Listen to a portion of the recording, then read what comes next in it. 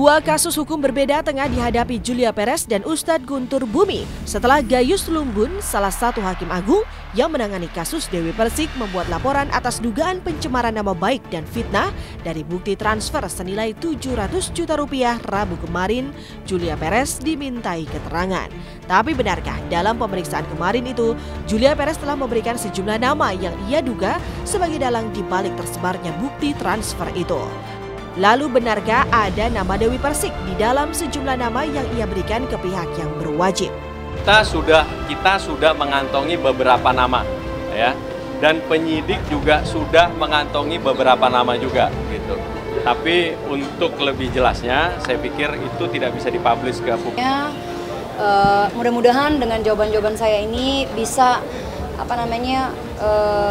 bisa membuat penyidikan berjalan semakin lancar, ya. Tentunya kita sama-sama menunggu. Dari pihak Julia juga ingin ini segera terbongkar.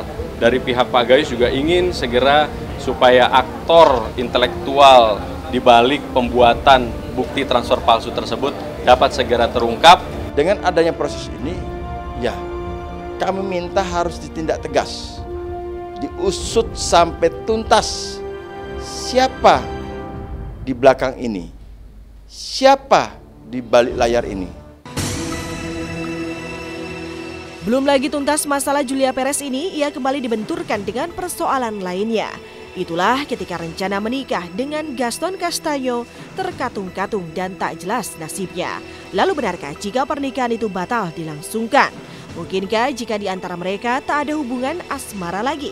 Yang jelas atas batalnya rencana pernikahan ini, Jupe meyakinkan dirinya jika ia baik-baik saja.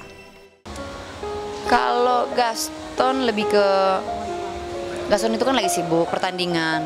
Doain aja, mudah-mudahan Gaston menjadi pencetak gol yang banyak gitu, sebagai golador, karena itu memang cita-cita dari seorang Gaston Castanyo, menjadi pemain bola yang terbaik, dan saya mendukung dia dengan baik gitu.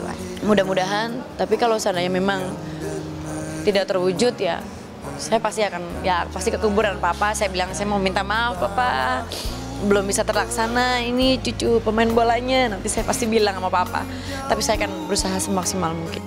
Lain masalah Julia Perez, lain lagi masalah yang dihadapi Ustadz Guntur Bumi. Pasca temuan MUI terkait penyimpangan dalam pemungutan zakat, infak, dan sedekah pada praktik pengobatannya, Guntur Bumi kembali dipolisikan.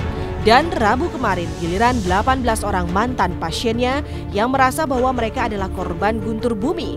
Bahkan salah satu keluarga dari mantan pasien UGB menyebut ayahnya sampai meninggal dunia setelah berobat ke tempat pengobatan Guntur Bumi.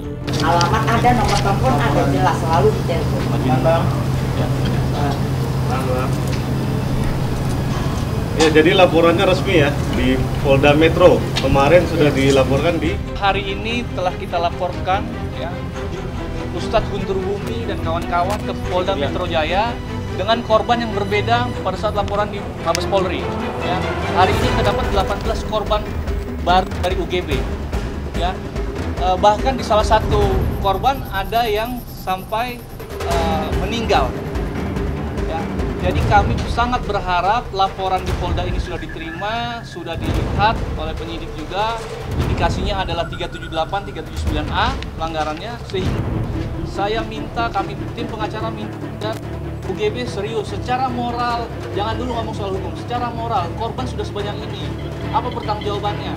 Terus setelah itu pas tadi yang pagi uang keluar yang 599 itu, Ustadz UGB kembalikan lagi ke saya, bilangnya gini, Bu, Bapak ini tolong ya bantu medis, bawa ke medis, katanya gitu ya. Saya bilang, Pak Ustadz, saya bingung ini medis di mana, saya kan baru ke sini, saya nyari medis kemana? Kata Ustadz Guntur, carilah yang terdekat. Saya nyari dan nyampe ke rumah sakit Pondok Indah. Nyampe rumah sakit Pondok Indah, bapak saya tangani dokter, Bu, ini terlambat bahwa Bapak udah meninggal, katanya gitu ya. Terus pihak rumah sakit menghubungin UGB. Pak Ustadz, saya kan bilang, Ibu dari mana aja? Katanya, bawa Bapak terlambat, katanya gitu. Saya habis berobat dari Pak Ustadz Guntur Bumi. Udah gitu kan UGB-nya ditelepon sama pihak dokter itu, Pak Ustadz, ini pasien Anda meninggal dunia. Terus Pak Ustadznya ngucapin innalillahi wa inna ilaihi raji'un. Katakan sabar ya Bu ya, ke saya gitu. Nanti tim kami ala kadarnya ke rumah ibu. Ibarat jatuh tertimpa tangga, UGB tidak hanya menghadapi pengaduan dari sejumlah pasien. Ia juga harus melakukan pembenahan agar penyimpangan dari penarikan dana pasien tak lagi keluar dari jalur yang semestinya. Tapi mengapa di tengah carut-marut semua masalah yang menghimpitnya itu, Guntur Bumi merasa dirinya diperas oleh sejumlah mantan pasiennya itu? Benarkah jika ini adalah sebuah pengalihan isu semata? Entahlah. Yang pasti UGB beserta timnya tengah mengusut atas pelaporan sejumlah orang yang mengaku mantan pasiennya. Jangan pernah mengatakan diri sebagai korban. Korban itu setelah dinyatakan diri sebagai korban itu pengadilan yang menyatakan dia korban. Gitu loh. Nah, kalau mereka ini adalah pelapor, kita terlapor. Jangan mengatakan korban. Korban yang mana? Saya tidak membela dalam konteks membabi buta. Tapi kita dudukan porsi permasalahan yang sesungguhnya. Jangan sampai masyarakat seolah-olah mengatakan saya korban. Banyak orang yang menelpon saya. Ya, mereka tanya, Pak, memang mau dibalikin ya Pak ya? Saya bilang katakan mau dikembalikan apanya Bu? Apanya Pak? Saya korban apa Pak? Ada bukti nggak? Saya nggak punya apa-apa. Saya nggak ada bukti. Loh, gimana coba?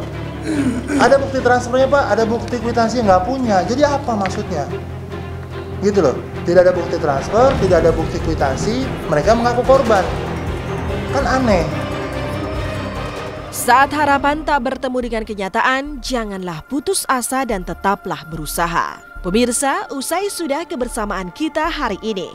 Saksikan terus Seleb On Cam setiap hari Senin sampai Jumat pukul 1:30 siang hanya di Global TV. Terima kasih dan sampai jumpa.